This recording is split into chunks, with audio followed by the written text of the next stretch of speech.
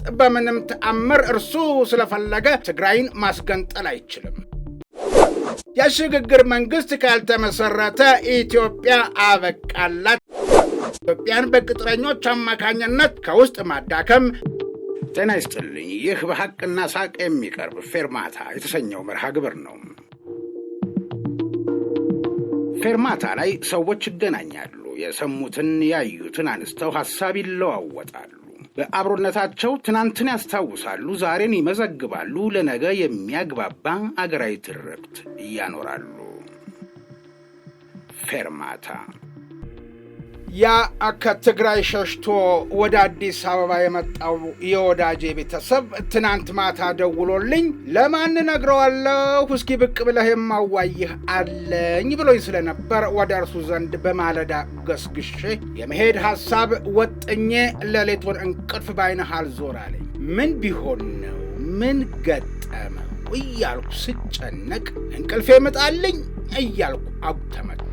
ብዙ ቆየሁ። ለማንኛውም የቀድሞው የህወሓት ቡድን ስብሰባ የሚያበቃበት ቀን ነው ተብሎ ስለተገመተ እንዴት ያለው ውሳኔ ያሳልፈው አጠናቀቁት ይሆን የሚለውን ዜና ፍለጋ ታማኝ የሆኑ የማህበራዊ ድረገጾችን እየፈለኩ አነበብኩ። እያነበብኩ እንቅልፌን ላባብለው አልኩና ስልኬን አነሳሁ። ወይዘሮ ፈትለወርቅ ሞንጆሪኖ በኃይለ ቃል ቁርጡን ተናግረዋል ይላል ርዕሱ።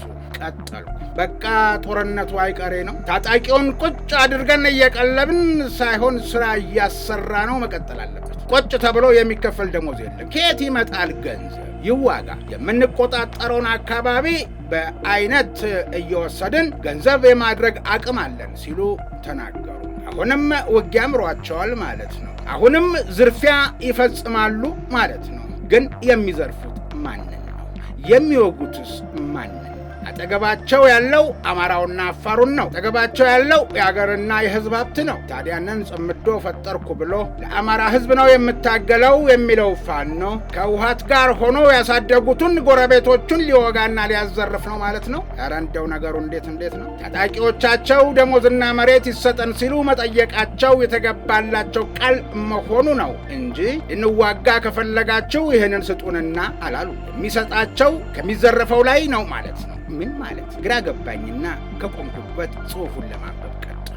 ጆሪኖ ከስብሰባው በኋላ ከሐውልቴ አዳራሽ እየወጡ ሐሳባቸውን ሲሞግቱ የነበሩትን በራፍ ላይ ያገኟቸውና አንገታቸው ላይ እንደ ስካርፕ የጠቀለሉትን ሻሽ እንደ መላላት እያደረጉ ከንፈራቸውን እየነከሱ ደሞ እየለቀቁ ነከስ እያደረጉ ቆዩና ውጊያ አያስኬድም፣ በስምምነት የሰላምን ዕድል እንሞክራለን የምትሉ ጨርቃቸውን ጠቅልላችሁ እንደነጌታቸው አዲስ አበባ መግባት የምትችሉበት ጊዜ አብቅቷል። አሁን ትግራይን ገንጥለን ነፃ አገር መስረት እቅድ ላይ ነን፣ ደግሞም ይተገበራል ማለታቸው እሳቸው ልጃቸው ጥይት አይደለም የንጋት ወፍ ድምፅ በማይሰማበት ሀገር እየኖረ ዛሬም የደሃውን ልጅ ለማስጨረስ ማሰባቸው የሴትየይቱን ጭካኔ የሚያመላክት ነበር አሏቸው። በነገራችን ላይ በምርጫ ቦርድ እውቅና የተነፈገው ህወሓት በምንም ተአምር እርሱ ስለፈለገ ትግራይን ማስገንጠል አይችልም። እርግጥ በአገሪቱ ህገ መንግስት አንቀጽ 39 እንዲኖር የተፈለገው ኢትዮጵያን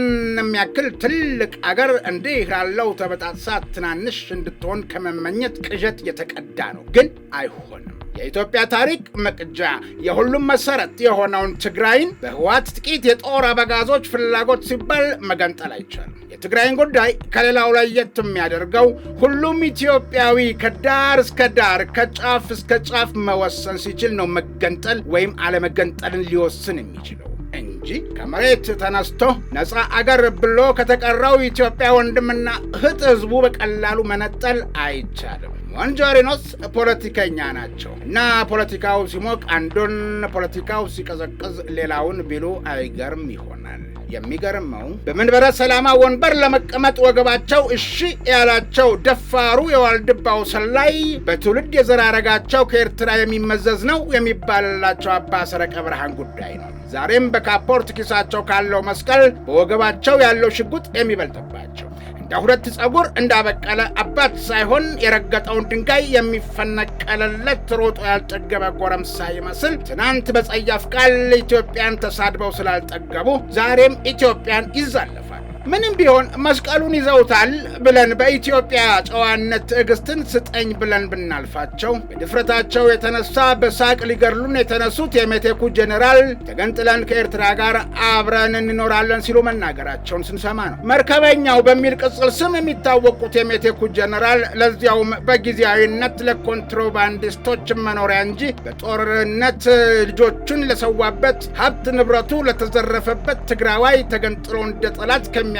ሻዕቢያ መዳፍ ስር ገብቶ መኖር አለብህ ማለት በቆመህ እንግደልህ ከማለት የዘለለ ትርጉም የለውም የሚለዋል። አዲስ የጦርነት ማስነሻ ስልት ነው የሚሉት ደግሞ የህወሓት ሰዎች ነፃ ሀገር መመስረት የሚል አጀንዳ ይዘው ቢያራግቡም ሰሚ ማግኘታቸው ከዜሮ በታች ነው ሲሉ ይተነትናል። ጎበዝ ከሆኑ ይላሉ ሲቀጥሉ፣ ጎበዝ ከሆኑ ቁርጠኛ ከሆኑ ልጆቻቸው ከሚኖሩበት ሰላማዊ የድሎት አገር ያምጡና ከፊት ያሰልፏቸውና ጦርነቱን ያካሄዱና በሚኖረው ውጤት ታይቶ ይወሰናል። ረጅሙ ሰውዬ ግን ስለ ሰላም ረጅም ማሰብ አልሆነልህ ያላቸው የሻዕቢያው መሪ ለህወሓት የምንሰጠው መሳሪያ ያስፈልገናል ለማለትና ለልመና የሄዱ መስሏችሁ ከሆነ ተሳስታችኋል። ጭንቅ ጥብብ አለኝ የኢትዮጵያ ጥያቄና የእኔ ፍላጎት አልታረቃለኝ ለማለትና ደጅ ለመጥናት ነው ሪያድ የሄዱት። በኪራይ አውሮፕላን ሄደው በኮንቴነር የጦር መሳሪያ ጭነው የሚመጡ የሚመስላችሁ ደፋር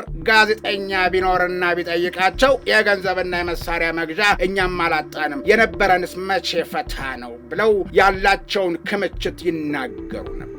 ለማንኛውም የሞንጆሪኖ ቡድን ሲያካሂደው በሰነበተው ስብሰባ ለሁለት መከፈሉ እርግጥ ሆኗል። ሞንጆሪኖ ራሳቸው፣ ደብረ ጽዮን፣ ጌታቸው አሰፋ፣ አማኑኤል አሰፋና አብርሃም ተከስተ ትግራይ ከሻዕቢያ ጋር በመተባበር የምትገነጠልበት ጊዜ አሁን ነው ብለው ወስነዋል። በታደሰ ወረደ የሚመራው አስተዳደር የማይተባበራቸው ከሆነ እንደሚያስወግዱት ቃል በቃል ዝተዋል። በትግራይ ጦርነት አይቀሬ አድርገውታል። በኢትዮጵያ ብሔራዊ ምርጫ ቦርድ የታገደው የህወሓት ቡድን ህጋዊ ሰውነቴ ሳይመለስ በትግራይ ምንም ምርጫ አይኖርም ሲል በቃል አቀባይ በኩል ማስፈራሪያ ቃላት አዝንቦ እንደነበር ይታወሳል። የኢትዮጵያ ብሔራዊ ምርጫ ቦርድ ከህዝባዊ ወያኔ ሓርነት ትግራይ ጋር ምንም አይነት ንግግር እያደረግኩ አይደለም ሲል ታዲያንን በስሙ እንዳይነገድበት ነው መሰለኝ ቀድሞ እቅጯን ተናገረ። የፕሪቶሪያን ስምምነት በተመለከተ ብሎ የቀጠለው የኢትዮጵያ ብሔራዊ ምርጫ ቦርድ ፕሪቶሪያን ስምምነት በተመለከተ የፖለቲካ ጉዳይ መሆኑና የሚፈታውም የፖለቲካ ተሳትፎ ባላቸው አካላት ስለሆነ ከምርጫ ቦርድ ጋር ግንኙነት የሌለው ነው ሲል ራሱን እጁን ታጥቦ ዘወር ማለት ወዷል። የምርጫ ቦርድ ንግግር ግን እንደባለፈው ጊዜ ህወሓት እንደ አዲስ ፓርቲ መመዝገቡን ከገለጸና ከቀናት በኋላ ዳግመኛ ህጋዊ ሰውነቱን የመንጠቁን አይነት ሌላ እድል ይሰጠኛል ብለው ህወሓቶች አስበው ይሆን ብለው ማስፈራሪያውን ከማስገደድ የቆጠሩት አልታጡ። የህወሓቶቹ ሲገርመን የባልደረባቸው የተባባሪያቸው አንድ ጊዜ ሲጠሩት 10 ጊዜ አቤት የሚሉት ነው ተብሎ የሚታማው የኦፌኮ ጉዳይም እንዲህ የዋዛ የሚታይ አይደለም ይላል በሌላው ገጽ የተጻፈው ጽሑፍ። የሽግግር መንግስት ካልተመሰረተ ኢትዮጵያ አበቃላት እያሉ የፌዴራሊስት ኃይሎች ነን እያሉ መቀሌ በህዝብ ገንዘብ ሲንበሸበሹ የነበረውን ጊዜ የሚያስታውሱ ተረጋጉ ሲባል አመፅ የሚጠሩ ህዝብ ሰለቸን ሲላቸው አንወዳደርም ሲሉ ተውታ ከደበራችሁ ሲላቸው ዘንድሮ ላለመሰረዝና ከአባላትና ከአንዳንድ የአውሮፓ ሀገራት ድጋፍ እንዳይቋረጥብን ምርጫውን እወዳደራለሁ ብሎ ነበር ኦፌኮ።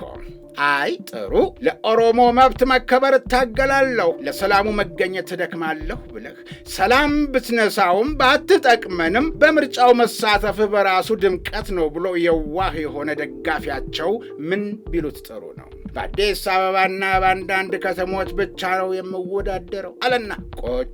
በዚህ አባባሉ የተናደዱት አንድ አባሉ በፓርቲው ውስጥ ስልጣን አላቸው። ታዲያንን ብድግ አሉና የኦሮሞ ፌዴራሊስት ኮንግረስ ኦፌኮ ጸሐፊና ረጅም ጊዜ አባል የሆኑት እንዲሁም የኢትዮጵያ የፖለቲካ ፓርቲዎች የጋራ ምክር ቤት አመራር የሆኑት ደስታ ድንቃ ኦፌኮ 7ኛውን ሀገር አቀፍ ምርጫ አስመልክቶ በአዲስ አበባ ብቻ ነው የምወዳደረው ብሎ የያዘውን አቋም አልቀበልም በማለት ከፓርቲ መልቀቃቸውን አሳወቁ የሚለውን ዜና ለዜና ተናጋሪዎች ሾካሉ።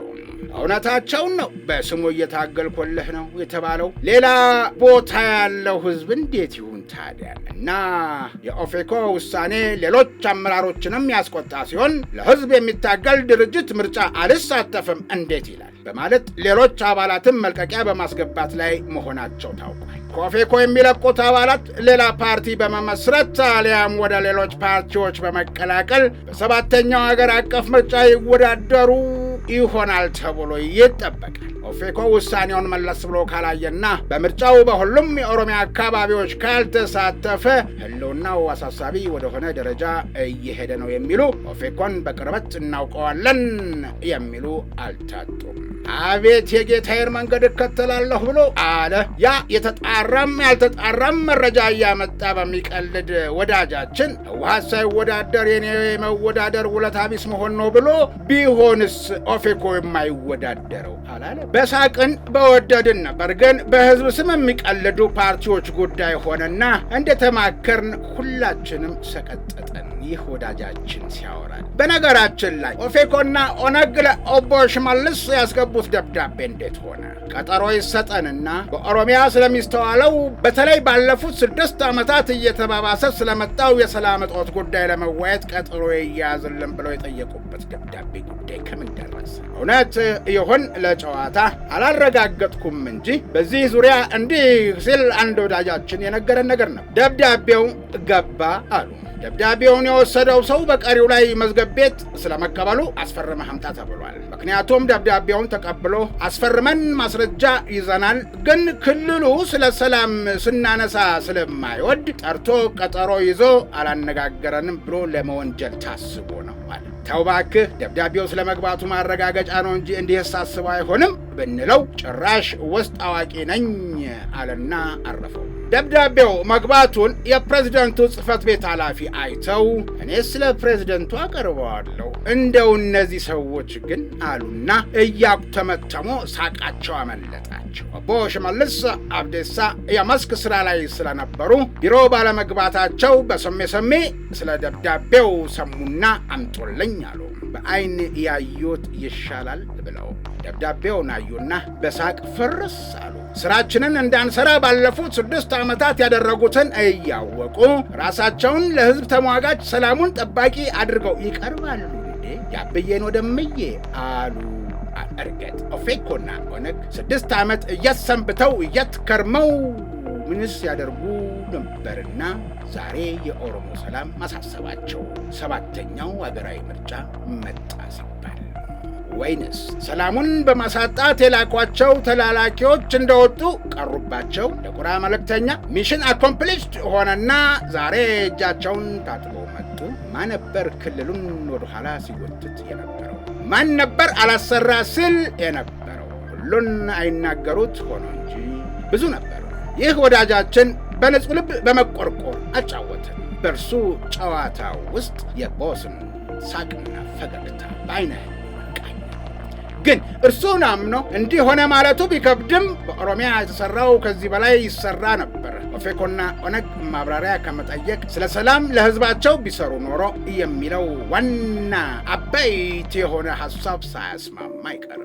እንቅልፍ ሊያሸንፈኝ የነበረ ቢሆንም ይሄኛው ተከታዩ ጽሑፍ ደግሞ አሸነፈኝ። ታሪካዊ ጠላታችን ግብጽ በኢትዮጵያ ውስጥ ያላትን ብሔራዊ ጥቅም ለማስከበር የምትጠቀመው የመጀመሪያው አማራጭ ፕላን ኤ ኢትዮጵያን በቅጥረኞች አማካኝነት ከውስጥ ማዳከም፣ ማዛል፣ ከዛም አልፎ ማፈራረስ ነው። ራሳቸውን የፖለቲካ ኃይሎች የሚሉትን ቅጥረኞች በመሳሪያነት በመጠቀም የኢትዮጵያን ሰላምና ደህንነቷን በማደፍረስ በመንግስት ላይ ከፍተኛ አስተዳደራዊ ወጪ በማጦዝ አቅሙን በማዛል የኢኮኖሚ አሻጥር ተዋናዮችን በቻለው ቀዳዳ ሁሉ ይበትናል፣ በትኗል፣ ያሰልፋል፣ አሰልፏል። ኢትዮጵያ በአባይ ተፋሰስ ላይ የምታከናውናቸው የልማት እንቅስቃሴዎች እንዲቋረጡ ስፍር ቁጥር የሌለው ደባ ሸርቧል። አሁንም እየሸረበ ይገኛል። ሀብቱን ከስክሶ የማዕቀብ ስትራቴጂን አካሂዷል።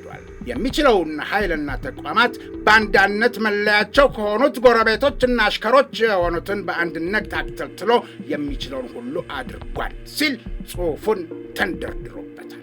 ግን ይህ እቅዳቸው የከሸፈ ሆኗል ማለት ይቻላል። ይህ ክሽፈት ግብጽ ወደ ሁለተኛው አማራጭ እቅድ ወይም ፕላን ቢ እንድታፈላልግ ምክንያት ሆኗታል። ይኸውም ኢትዮጵያ ለሱዳን ፈጥኖ ደራሽ ኃይል በቤንሻንጉል ክልል ውስጥ የስልጠና ካምፕ በማዘጋጀት የሎጂስቲክስና የመሳሪያ ድጋፍ በማድረግ ላይ ትገኛለች የሚል የሐሰት ትርክት በመፍጠር በአልቡርሃን የሚመራው የሱዳን ጦር ሰራዊት በምስራቅ ሱዳን ድንበር በቤንሻንጉል በኩል ጦር ግንባር በመክፈት የህዳሴ ግድቡን ለመቆጣጠር ኢላማ ያደርግልኛል ብላ ተመኝታ ነው። በዚህ የግብፅ በኤርትራ በኩል ወያኔን ተጠቅማ ኢትዮጵያን የማተራመስ ጥረቷ ሊከሽፍ ከቻለ አሁን በሁለተኛ አማራጭነት የያዘችው እቅድ ምን ያህል አዋጭ ነው የሚለውን የሚመለከታቸው አካላት የሚተነትኑት ይሆናል።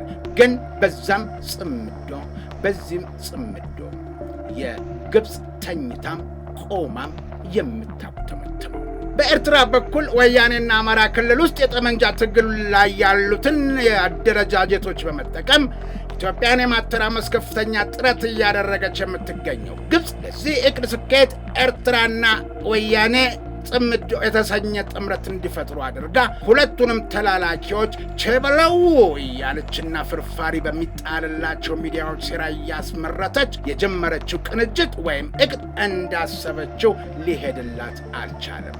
ይህንኑ የሚያረጋግጡ መረጃዎች ታዲያንን እየተገኙ ነው ይላል ይሄኛው ጽሑፍ።